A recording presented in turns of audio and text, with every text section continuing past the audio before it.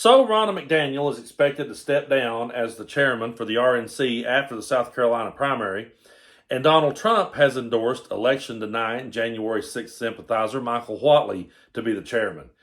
And now he's endorsed his daughter-in-law, Lara Trump, to be the co-chair.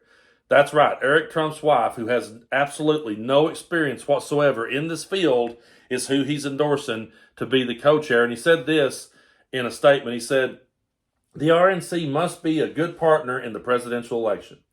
It must do the work we expect from the National Party and do it flawlessly. That means helping to ensure fair and transparent elections across the country, getting out the vote everywhere, even in parts of the country where it won't be easy, and working with my campaign as the presumptive nominee for president to win this election and make America great again." You know, folks, I got to be honest with you. I've said this before. Back when I saw the events of January 6th unfold, I said to myself, this is the end of Donald Trump. There's no way he survives this. This has to be the end because the majority of Americans aren't going to tolerate this. I realized that he had cult members who would be there on the final day drinking the Kool-Aid, but I said there has to be more reasonable people out there. By the time we get to 2024, Joe Biden will be running against a new Republican frontrunner, and Donald Trump will be being held accountable. That's what I thought. But no, here we are. He's the front runner for their party, and he's trying his damnedest to stack the deck in his favor by nominating his daughter-in-law, someone with absolutely no experience whatsoever, to be co-chair of the RNC. He's already got the Supreme Court stacked in his favor. Now he's trying to stack the RNC in his favor as well. You see, from day one, Donald Trump has preached that everything was rigged against him. The entire system was rigged against him. Even when he became president in 2016, he lost the popular vote, and he tried to say that that was rigged, that that wasn't real, that that was immigrants coming over here and voting for Hillary Clinton. He's never been able to accept defeat. So when he says things like that they want to work to make sure that the votes are fair and that the elections are fair, do you honestly believe that there would ever be a scenario where Donald Trump would say, well, we fought the good fight, but we lost? Do you think he would ever admit to that? Do you think there's ever any chance that any of them would ever say, hey, you know what? Our ideas just wasn't popular. We lost this time. Do you think there would ever be a speech from Trump where he said, you know, the American people have spoken and they've chose Joe Biden. So we're going to go back to the drawing board and we're going to see what we did wrong. And we're going to, do you think he would ever do what most reasonable people do when they lose? I don't. This entire time, though, he's been preaching as hard as he could about how everything was rigged against him. And he does that so now he can stack the deck in his favor. And when we say things like, look, folks, he's trying to stack the deck in his favor, he's trying to rig it so he can win the whole thing, they'll just come back at us and say, well, they did it to him. Okay, well, let's just say for the sake of the argument here, let's give them that, just for the sake of this argument.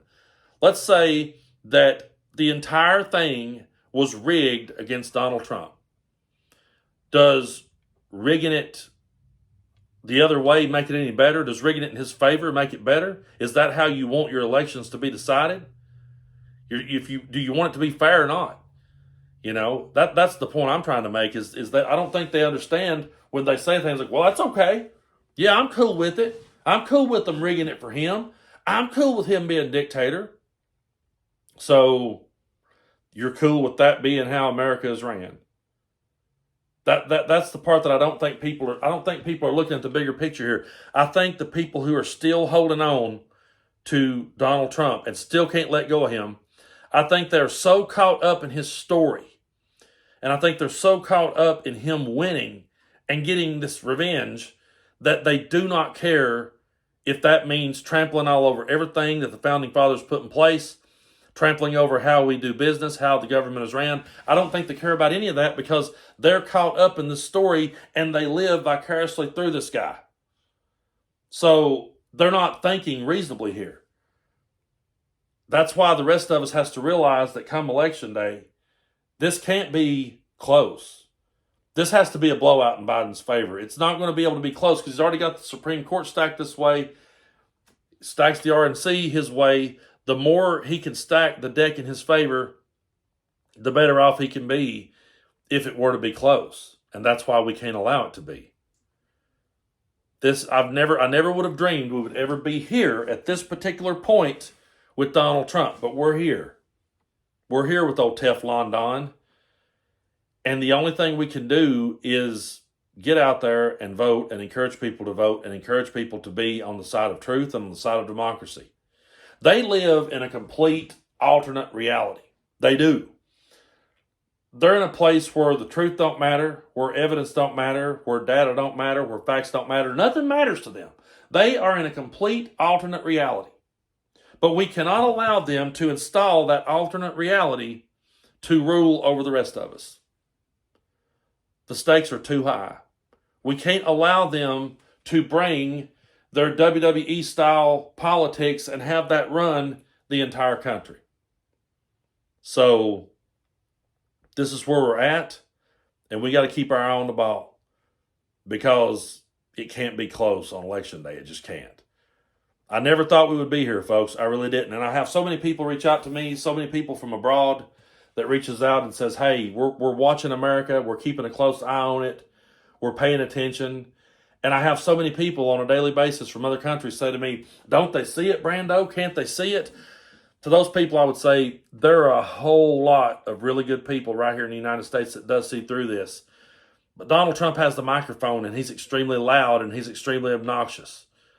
Now, we can defeat this ideology, and we can send it packing, but we're going to have to unite to do so.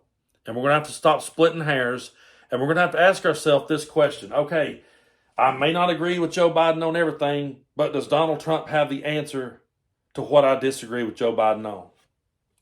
I think any reasonable person would admit that no matter what your issue is, Donald Trump don't have the answer for it. That's what we got to keep in mind as we go toward Election Day. And to our neighbors abroad, I know you guys are watching. We're trying our damnedest. We're trying our damnedest to hold on to American democracy. And here's the thing, too. We're never going to give up. I've had people say, man, I can't wait to see your face the day that Trump gets reelected. I can't wait to see your face. Let's say, worst case scenario that were to happen. We ain't going to stop. It's not like we're just going to go, oh, okay, well, cool. We're cool with it. No, we will never be cool with a dictator. We will never be cool with democracy being done away with. We will never be cool with Donald Trump.